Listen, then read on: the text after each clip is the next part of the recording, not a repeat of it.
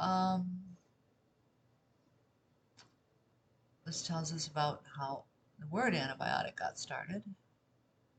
So what is an antibiotic? It is a chemical substance produced by a microorganism that inhibits the growth of or kills other microorganisms.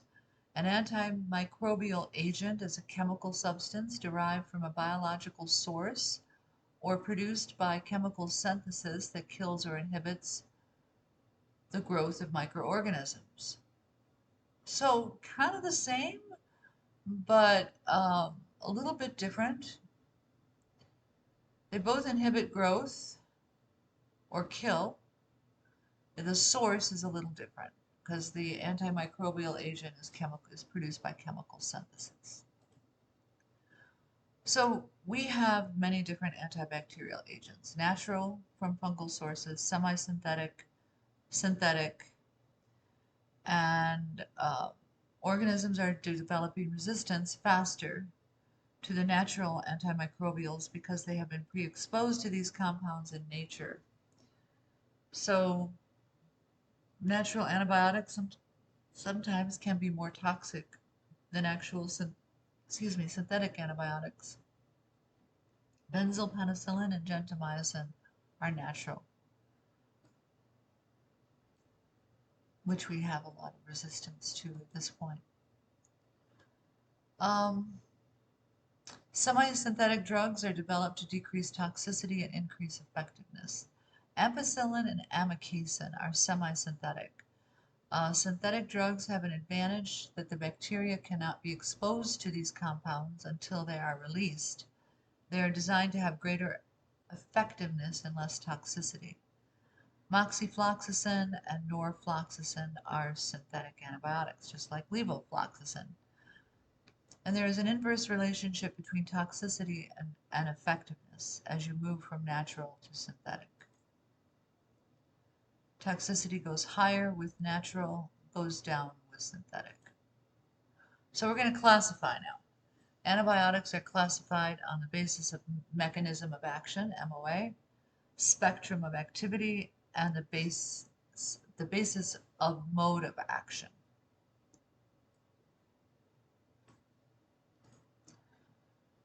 On the basis of mechanism of action, we have several types of antibiotics that do different things. We have the cell wall inhibitors, cell wall synthesis inhibitors, protein synthesis inhibitors, DNA synthesis inhibitors, RNA synthesis inhibitors, folic acid inhibitors, and mycolic acid synthesis inhibitors. Let's take a look at some of these. So the cell wall are probably the oldest and the ones that most people are familiar with. These include the penicillins, the cephalosporins, and vancomycin. Beta-lactamase inhibitors are polymycin and bacitracin. And why do I add this caveat here for beta-lactamase inhibitors? Because beta-lactamase is an enzyme that the bacteria, typically gram-positive bacteria, have manifested over the years to prevent the cell wall synthesis drugs from killing them. Okay? So now we have to go back to the lab and say, okay, well, the bacteria now produce beta-lactamase. What do we do? Let's make beta-lactamase inhibitors. Because you see, the beta-lactam ring, penicillins can kill. But when the bacteria make beta-lactamase, the beta-lactamase actually destroys the beta-lactam ring, and the penicillin cell wall synthesis drugs can't kill them. Let's look at DNA synthesis drugs, particularly fluoroquinolone, ciprofloxacin, and metronidazole. These actually act on topoisomerase 2 in the body. So topoisomerase is the uncoiling of the helical, and that's where these particular drugs work. Protein synthesis inhibitors, very popular. The 30S ribosomal subunit synthesis inhibitors include aminoglycosides, gentamicin, and tetracyclines. So 30S. The 50S include your macrolides, your chloramphenicol, your clindamycin, and your streptogramin. So erythromycin, clindamycin, um, those are your 50S ribosomal subunits. RNA synthesis inhibitors include rifampin. Mycolic acid synthesis inhibitors are isoniazid, which is actually one of the TB drugs, along with ethambutol and rifampin. Folic acid synthesis inhibitors include sulfonamides and trimethoprim. On the basis of spectrum of activity, broad-spectrum antibiotics refers to antibiotics that act against a wide range of disease-causing bacteria, such as tetracycline, chloramphenicol, which also causes gray baby syndrome because babies don't have enough enzymes in their liver to actually break down chloramphenicol. That's why we don't have gray adult syndrome. Amoxicillin, cephalosporin, and erythromycin. So when patients come in and we suspect this raging infection, we definitely want to get blood cultures stat, right? And once we get the blood cultures, we'll start them on some broad spectrum antibiotics in hopes that whatever they have will be killed by the broad spectrum antibiotics until 72 hours later when the blood cultures come back, and then we can identify what's actually growing and target it exactly. So broad spectrum coverage, carbapenems, chloramphenicol, third, second, and fourth generation cephalosporins, third generation fluoroquinolones, broad spectrum penicillins, and tetracyclines. Narrow spectrum. So let's say the blood cultures come back and we're able to identify it. We don't have to hit them with broad spectrum anymore. We can hit them with the exact antibiotic that's going to kill the bacteria that's growing in their system. Penicillin G, cloxacillin, vancomycin, bacitracin. I hope that makes sense to you guys. So narrow spectrum, let's go back.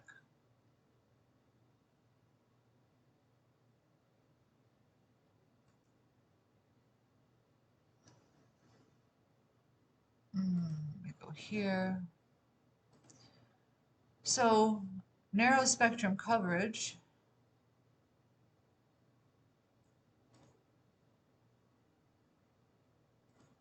go here. So narrow spectrum coverage are penicillin B and G, lincosamides like clindamycin, glycopeptides vanco and ticapolin, streptogramins, rifamycins, and daptomycin. Narrow spectrum. I want you to think about narrow spectrum, however, in the sense that the narrower the spectrum, the more dangerous it can be to the human body. On the basis of mode of action, bacteriostatic is just a biological agent or chemical agent that stops bacteria from reproducing while not necessarily killing them. And you're probably thinking, why? Why do that? Why not just kill them? Why would we just stop them? Because bacteriostatic means if we stop it, then the body has the time to launch a response, an immune response against the bacteria. We want the body to have memory, right? So from the adaptive immunity, we want to be able to give the body a chance to develop humoral immunity as opposed to innate immunity. We want the body to have adaptive and humoral. Bactericidal, however, is an agent that is biologically or chemical, that actually kills the bacteria. So kind of a cartoon here. Bacteriostatic, they wrap them up, they can't do anything. These are your chloramphenicol, erythromycin, clindamycin, sulfonamides, trimethoprim, tetracyclines. Bactericidal are aminoglycosides, beta-lactams, vancomycin, quinolones, rifampin, and metronidazole. Bacterial antibiotics, and everything has mnemonics, right? Very finely proficient at cell murder, and 2 C's for cell, which includes vancofluoroquinolones, penicillin, aminoglycosides, cephalosporins, carbapenems, and metronidazole. Very finely proficient at cell murder. Bacteriostatic, astatic, right?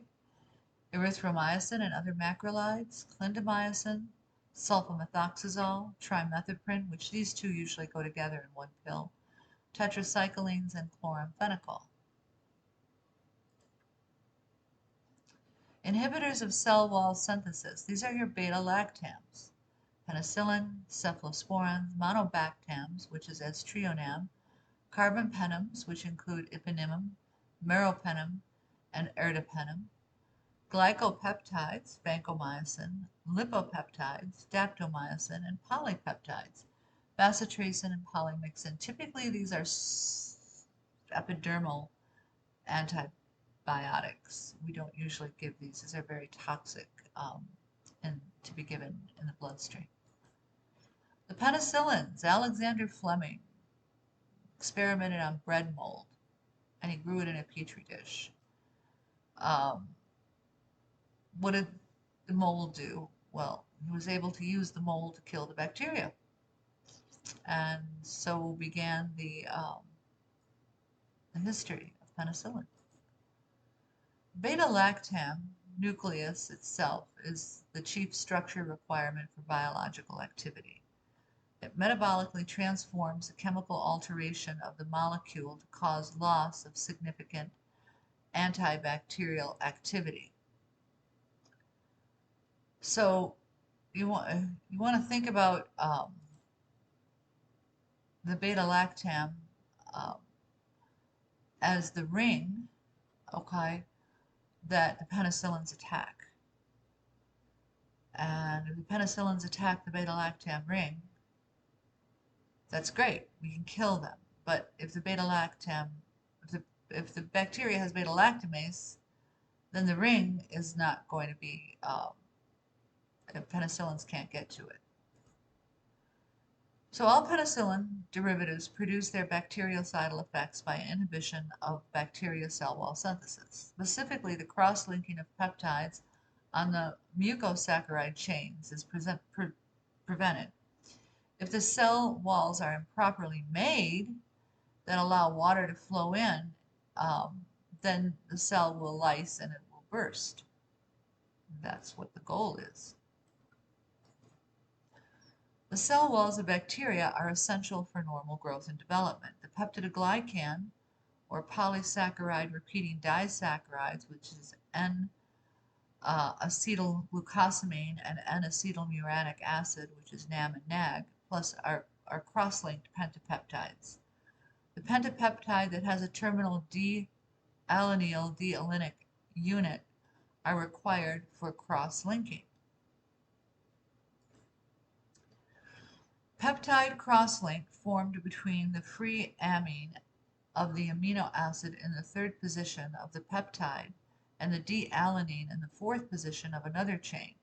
In gram-positive microorganisms, the cell wall is 50 to 100 molecules thick, but it is only 1 to 2 molecules thick in gram-negative.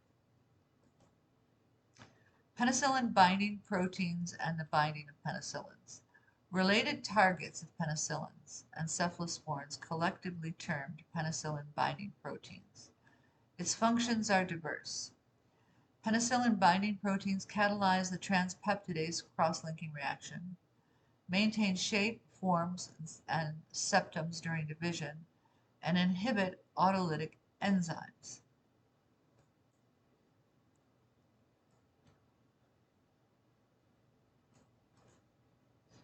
Binding to penicillin binding proteins results in inhibition of transpeptidase. Transpeptidase catalyzes the cross-linking. So the penta-glycine bridge with the fourth residue D-ala of the pentapeptide and the fifth residue, also D-ala, is released during this reaction, and spheroblasts are formed. Structural irregularities. Binding to penicillin binding proteins may result in abnormal elongation, abnormal shape, and cell wall defects. lysis of the bacterial cell. In an isotonic environment, cells swell and the bacterial cell will rupture. We want that. We want it to rupture. In a hypertonic environment, microbes change to protoplasts, gram-positive, or spheroplasts, gram-negative, covered by a cell membrane, swell and rupture if placed in an isotonic environment. So let's compare structure and composition of gram-positive and gram-negative cell walls. They both have pili. They both have a cell wall. However, you'll notice that the cell wall of a gram-positive is much thicker. It has teichoic acid in it, whereas here's your penicillin binding proteins, phospholipid, plasma membrane. In the gram-negative, you'll notice it's a very small peptidoglycan layer. Typically, their layer in a gram-negative is composed of lipopolysaccharide, or the O polysaccharide. Lipid A is considered a toxin, particularly in Neisseria meningitidis. Here's your porin channel. Here's your specific channel proteins. Here's a penicillin binding protein, plasma membrane. Here's your beta-lactamase. And here's your periplasmic space, which is where your beta-lactamase hides. Okay? So this just kind of goes over the coverage, the mechanism of action, the indications and contraindications. It's kind of a good table.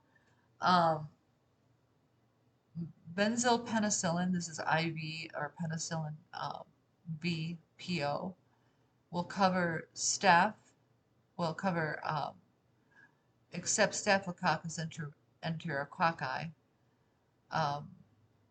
many oral anaerobes. Anaerobes are non-oxygen utilizing bacteria. Mechanism of action, basic penicillin, bactericidal.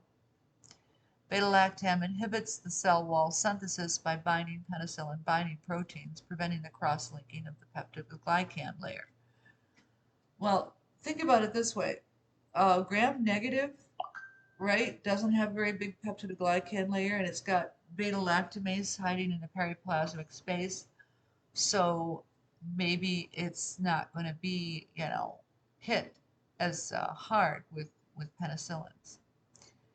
Indications: mild to moderate severe infections caused by susceptible organisms, including actinomyces, streptococcal pharyngitis, streptococcal skin and soft tissue infections, pneumococcal pneumonia, and syphilis. Actually, for syphilis, it's one injection of benzyl penicillin. Contraindication is if they're hypersensitive. And some of the indications to the microbes that they just indicated are gram-positive facultative rods. Aminopenicillin, penicillin 4, I1V, amoxicillin, PO, they are the same as the penicillin and Enterococcus. They can kill Enterococcus and Listeria. Mechanism of action is the same. They bind to the penicillin binding proteins. Adverse effects, it can be anaphylaxis, allergy, serum sickness, interstitial nephritis, and dose-related toxicity, which can cause seizures and diarrhea. Depending on what they're taking, if the patient is taking medication that are CYP inhibitors of the P450 enzyme family in the liver, then the medication that they're getting will stay around longer and can cause toxicity because of the CYP inhibitors that they're taking.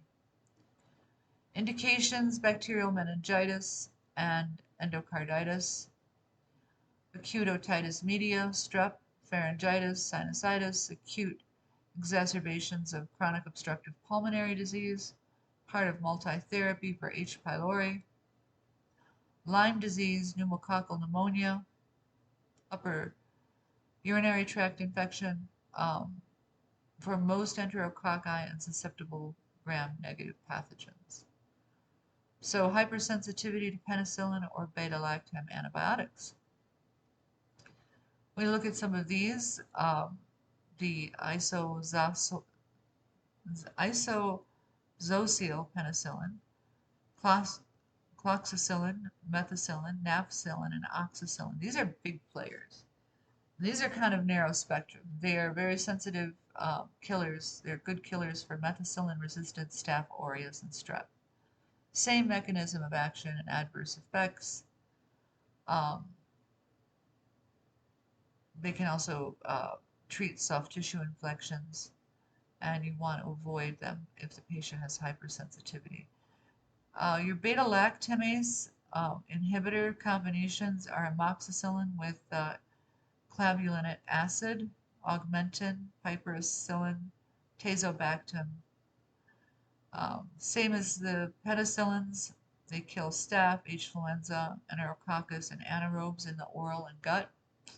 The beta-lactamases produced by certain bacteria inactivate the beta-lactam. So lactamase inhibitors are incorporated into the medications to prevent this process, preventing antibacterial effect of the beta-lactams. So that was a lot. Cephalosporins. Everyone's probably had a cephalosporin at one time in their life, right? First generation include cefoxylin, cefazolin. Second generation, cefuroxime. Third generations, cefixamine, ceftoxamine, ceftriaxone. I see ceftriaxone, it always reminds me of 3. GP is gram-positive, some gram-negative. But as we go down the line to 4th and 5th generation, you'll see 4th generation is cefepime, mostly gram-positive and mostly gram-negative, and Pseudomonas. This guy's a hard one, Pseudomonas.